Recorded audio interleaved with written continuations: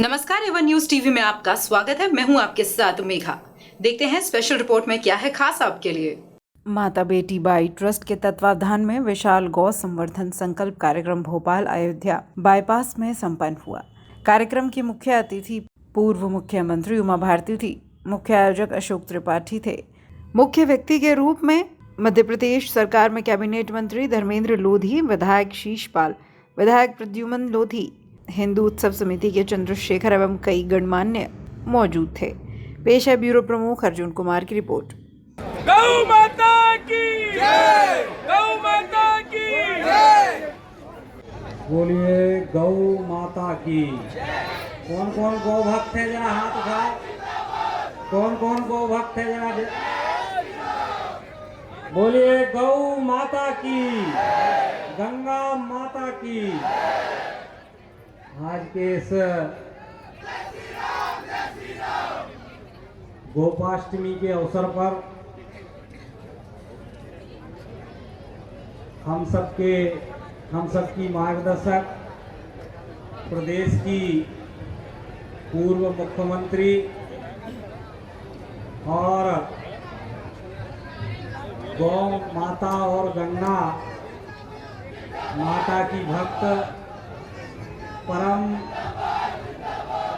सम्माननीय आदरणीय दीदी उमा भारती जी, सर्वप्रथम मैं इस मंच के माध्यम से आपको प्रणाम करता हूँ, नमन करता हूँ।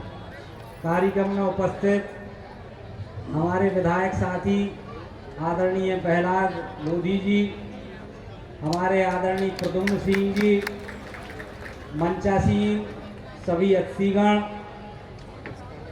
साथियों, हम सब जानते हैं पूज्य दीदी श्री उमा भारती जी हमारी मार्गदर्शक, हमको बचपन से अपना मार्ग दिखाने वाली, जिनकी की आदेश और मार्गदर्शन में हम लोग हिंदुत्व का काम करते हैं, ऐसी पूज्य दीदी माँ, उनके श्री चरणों में प्रणाम करता हूँ।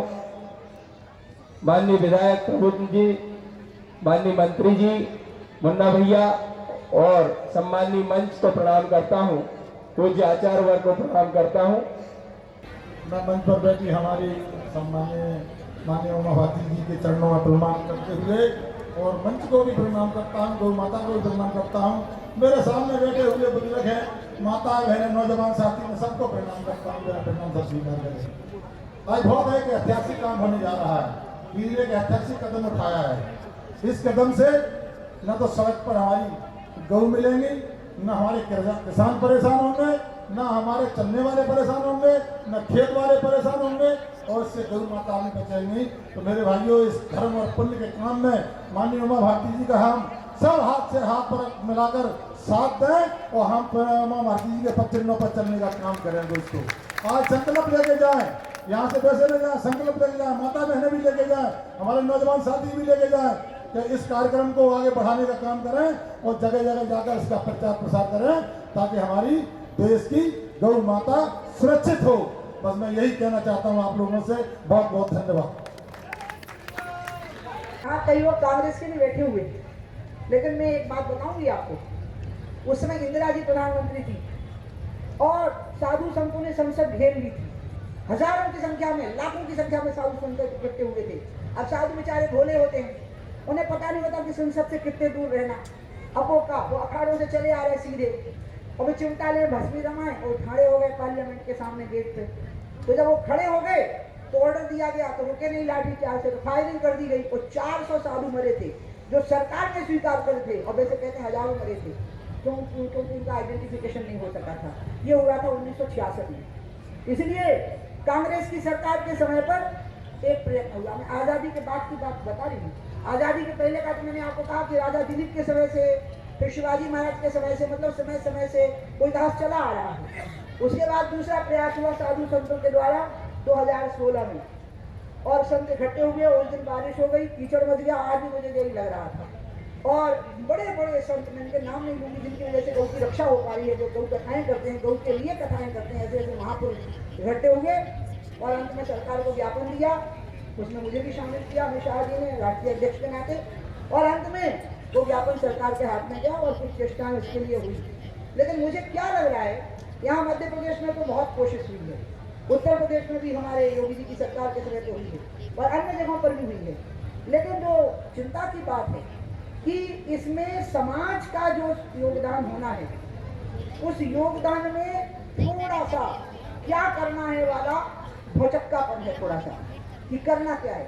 अब सड़क पे गाय मर रही, लेकिन आपको क्या पता है कि डिस्ट्रिक्ट रोड और हाईवे स्टेट का और क्या बोलते हैं नेशनल हाईवे, हाँ NHI और क्या और वो एक्सप्रेस वे जिनको अमेरिका में फ्री वे और मोटर वे बोलते हैं, उनमें गाय आ जाती नहीं आती है सामने, यहाँ आ जाती है। क्यों? आपको पता होना चाहिए कि ये जितने रोड बनते हैं इसमें 1 या 2% फेंसिंग की व्यवस्था के लिए अनिवार्य होता है। अगर 100 करोड़ का रोड बन रहा है तो 1 या 2 करोड़ इसी के लिए होते हैं कि वो फेंसिंग करेंगे रोड के दोनों तरफ और पीछे चारागाह बनेगा, यानी चरने के लिए घास लगेगी ताकि गाय सड़क पे ना आए, उसको दिक्कत आएगी। आप पत्थर डाल करके ऐसी ढलान बना दीजिए, मनरेगा का थोड़ा सा खर्च करवा के, वन विभाग से कोऑर्डिनेशन करवा के कि गाय आराम से पानी पिए, दिन भर वहाँ रहे। और ग्राम पंचायत को जो पैसा दे रहे हो भगवान, सरपंच के चुनाव में ऐसी मारा मारी होती है, अभी तो समझ नहीं आता। कई दिन हमारे 20 लाख खर्च हो गए थे चुनाव लड़े में, तो समझ में नहीं आता काहे में खर्च हो गए।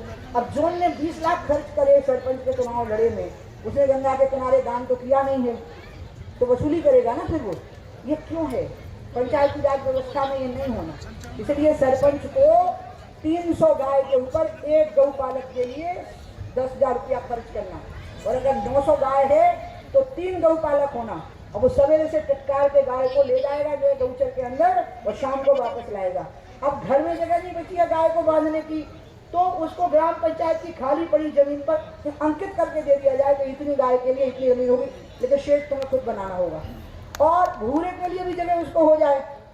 अब आई तीसरी बात कि वो जो गौ वंश पर आधारित उत्पाद होगा उसका क्या होगा, उस पर सब्सिडी दो, ज्यादा सब्सिडी दो, और उसको कृषि मंडी में अलग से जगह दो। लिखा इस स्पेशल रिपोर्ट में फिलहाल इतना ही। बड़ी खबरों के लिए आप देखते रहिए वन न्यूज टीवी। नमस्कार।